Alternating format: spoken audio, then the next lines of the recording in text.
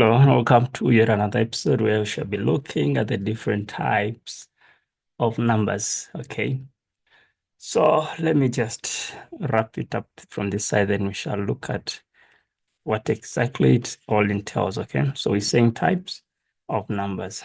Okay, so initially in our previous grades, we used to look at the basic number types. Okay, but now at our level now, we shall look at the number system as a whole. Okay. So the number system is divided into two parts. So we have what we call the non-real numbers, okay, non-real numbers. And then we also have what we call the real numbers. So the non-real numbers, at our level, we're just going to identify them. We're not necessarily gonna work with them, or we're not gonna use them. So the aim at this point is just to identify that, oh, this is a non-real number. Okay, so examples of non-real numbers could be maybe the square root of negative numbers. Okay, so when you punch this into the calculator, you get something like an error. Okay, so it is an error because the calculators that we use at this point, mostly in high school, do not recognize the real number, the non-real number system. Okay, but at higher levels of education, you find that we can find the answer to the square root of a negative number. Okay, so these non-real numbers are sometimes called imaginary. Okay, we just imagine them, so they're known as imaginary numbers. Okay, then the other one we said will be the real numbers. So throughout our school year, the numbers that we normally work with are the real numbers. So these real numbers are divided into two again. Okay, one, let me just put it nicely. So we're saying the first one would be the rational. Okay, and then the second one will be the irrational.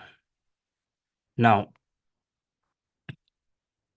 if I look at the rational numbers, we normally use letter Q for the rational numbers, and then this is irrational. We use a Q with a prime to represent irrational. So let's break down and see. So irrational numbers, we're saying these are numbers that can be expressed as A over B. In other words, they can be written in terms of fractions. Okay, we're gonna get back here. Irrational numbers, these are basically numbers that cannot be written as fractions. Okay, we're saying cannot be fractions, cannot be expressed as A over B or A over C. Okay, so examples of irrational numbers, the common one is what we call the pi. And then from the pi, we can have the square root of all numbers that are not perfect squares. In other words, square root of numbers whose square root you cannot find to give you, let's say, a whole number, but you just get decimals that are endless. Let's say root of 5. Then we can also have the cube root of numbers that are not perfect cubes. An example, 9 is not a cube number. So the cube root of 9 must give us something that will be referred to as irrational. So examples of, let's say these numbers will be, for as long as you have a decimal that is not recurring, I mean, it's not repeating itself in any way. There is no pattern within the numbers that come after the comma.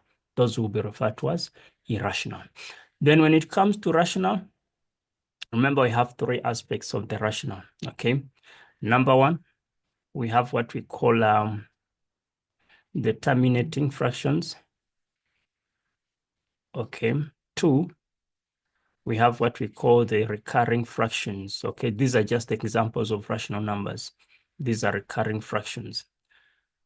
So if I'm to give examples, let's say for terminating fractions, we can have something like a 0.5. We can have a 0.75. Reason as to why we call it terminating is because it comes to an end. In other words, after the comma, the numbers after will be specified. In other words, there will be maybe 2 numbers or 3 numbers or 4 numbers. there's an end to the fraction. Then when it comes to recurring, these numbers just continuously repeat each other. An example, if you have 0.33333, which is always written as 0.3 with a dot on top. So these are the different types of examples of rational numbers we can look at. Other one could be the common fractions, which common fractions can basically combine these two. An example, if you have 1/2, which is the 0.5, 3/4 is 0.75, and so on and so forth, okay? Now, these rational numbers will be split down into 3 aspects. I'll just say one is the integers. Okay, integers, we normally use letter Z to represent the integers. Integers will be positive and negative numbers. Okay, an example, we can have -3, -2, -1, 0, 1, 2, and so on and so forth. Okay, so those are integers. Now, what we need to also remember is that integers do not have fractions in them, in as much as they have negative numbers, no fractions whatsoever. Okay, then from the integers, we can have what we call the whole numbers. Okay, so we know that integers will be whole numbers that are extended to the negatives. Okay, so positive and negative whole numbers. Then lastly, from the whole numbers, we can have what we call the natural numbers. Okay, so let me just give examples of this. So whole numbers are basically counting numbers, but they start from 0. So 0, 1, 2, 3, 4, 5, 6, and so on and so forth. Then the natural numbers, these are the normal counting numbers that start from 1, 2, 3, 4, 5, and so on and so up to infinity. Okay. Now the difference between the natural numbers and the whole numbers is just this 0. That is the only difference between those two types of numbers. Now, whole numbers will have a 0, natural numbers will not have any 0. Now, the letter for the whole numbers will be capital N with a 0, and then the symbol for the natural numbers will be just a capital N. So that's how these numbers can be broken down. So all we need to know is which type of number are we dealing with or are we talking about.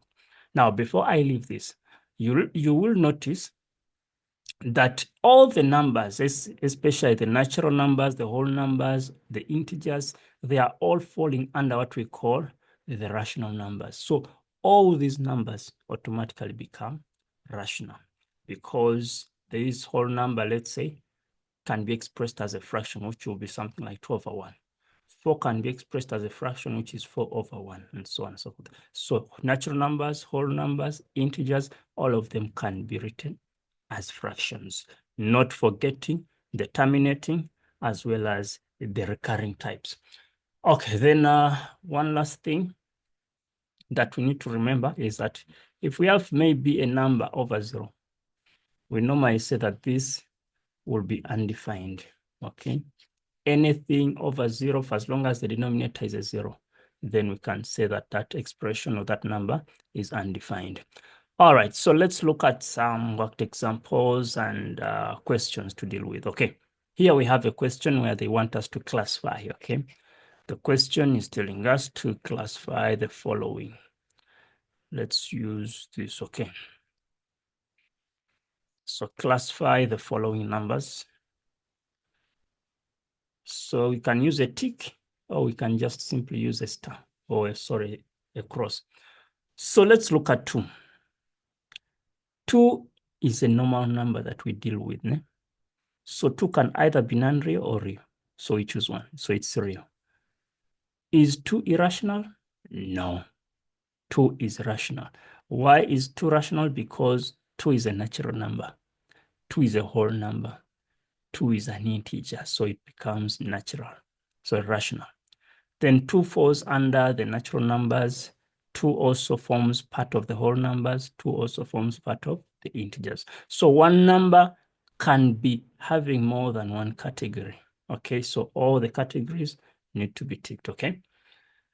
Then next we have the cube root of -216. So what we need to do here, simplify this, okay? We know that the cube root of -216 gives us a -6. So it is this -6 that we shall be considering under the different properties, okay? So -6 is a number that is real, okay? It's a number because it's an integer, né? It's an integer because it's a negative. For as long as it's an integer, it becomes rational. -6, is it a natural number? No. Is it a whole number? No. So those are the only three boxes that we tick for this expression, okay? Then next we have 12,3 with a dot. So this dot on top here simply means that the 3 is repeating, which is 12,3, 3, 3, 3, 3. So we said for as long as we have a recurring fraction, automatically it becomes a rational number, okay? But rational numbers are part of the real numbers, okay? Do we have fractions under natural numbers? No, we don't have fractions under whole numbers. We don't have fractions under the integers. So it's just those two boxes. Next, we have √5, square root of 5. So when you punch this into the calculator, we know before even we punch that in, 4 is not a perfect square, okay? So for as long as 4 is not a perfect square, the answer we're going to get is going to be a very long answer. And if it's long, there's no pattern that's repeating to show the recurring format or what. So this √5 becomes irrational, okay? Then is it a real part? Yes. Irrational numbers are part of the real numbers. Then number cannot be rational and rational. It has to be one of them, okay? So we leave this. It cannot be a natural number. It cannot be a whole number. It cannot be an integer. Now someone ask why? We're talking about square root of 5. We are not talking about the 5. We're looking at the whole part. Lastly, we have 12 minus 18. So let's simplify this. This must give us a -6. So we're looking at the square root of a negative number. So we cannot find square root of a negative number at our level. So that will form part of the non-real numbers. So for as long as something is non-real, there is no other category that it can take on this side. So basically, that is how this first question would have been answered. Okay, so let's look at the other question. They are telling us that if we have this list of real numbers, okay, they have told us these numbers are real, we must use them to answer the questions that follow. All right, the first one, can we write down all the whole numbers? Whole numbers. Remember we said whole numbers, these are counting numbers that start from 0. There is a 0 here. Okay, so we have a 0. We have a 5. 5 is also a counting number. Is there any other? No. So those are the only two numbers for the whole numbers. Then irrational. So we said irrational. These cannot be written as fractions. Okay. We have a negative, but square root of 3. This is going to be an irrational number, regardless of the sign that's there. Then 2/3, this is a common fraction, which is rational. The rest are common, so we're going to say negative √3. And then one negative rational. So rational is one that can be written as a fraction, which is this one here, because they want the negative part. So -1 and then 1/2. So that's how we would have answered that. Don't worry about these others that have not been catered for. It's okay. Then question 2. If a of x, so this is more like a function. It's an expression or it's an equation. A of x is equivalent to the whole of this square root of 4x plus 1 over x. They want us to find the value of x such that a of x, when they talk of a of x, they are referring to this whole thing, okay, on the right-hand side. Value of x so that a of x is undefined. Remember we said for an expression to be undefined, the denominator must be a 0. And we're seeing that our denominator here is already x. So you're going to say that x must be a 0. Okay, find a value. Find a value. So just a number. Okay, then for it to be non-real. Okay, so for an expression to be non-real, what we said was whatever is under the square root must give us a negative. Okay, So you can think of any number, but at this level, I'm going to think of different numbers. So what I'll do, I'll say 4x plus 1 should be less than 0. Less than 0 simply means negative, okay? When I move this one that side, 4x will be less than negative 1, and then x must be less than a quarter. So all the numbers that are less than a quarter. So in this case, even negative 2 could be fine.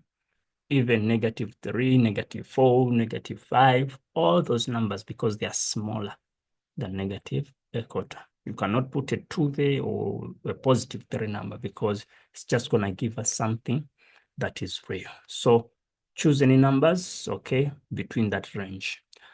Then they want us to get a rational number. So a rational, remember, is where we can write it as a fraction. A over C, A over B, where A and C are integers. Okay, they are basically numbers. So what we're going to do is that we need the value of x that's going to make 4x plus 1 to be a perfect square. In other words, we should be able to find the square root of this entire thing that is under the brackets, okay? So if we use, let's say, a 2, if x is a 2, because that's going to be 4 times 2, that's 8 plus 1, which is a 9.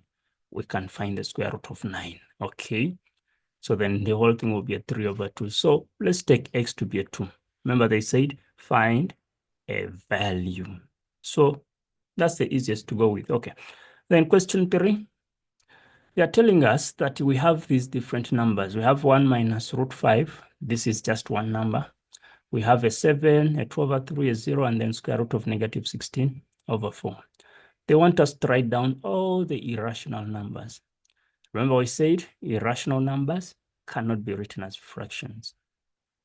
So the first one is a typical culprit. So 1 minus root of 5, because root 5, we know that is irrational. We can't find the square root of 5 easily, okay? We shall get decimals.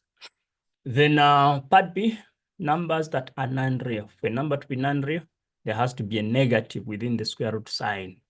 This is the culprit. If you simplify this, you get a square root of negative 4. So you're going to write the original expression that they gave us. Don't simplify it. So that becomes also our answer for that question. So that is how such questions would be asked. And that is how you would go about answering questions that deal with the different types of numbers, or that work with or deal with the number system. All right, so that is that in that regard. Okay, let's move on. How do we convert to a rational number?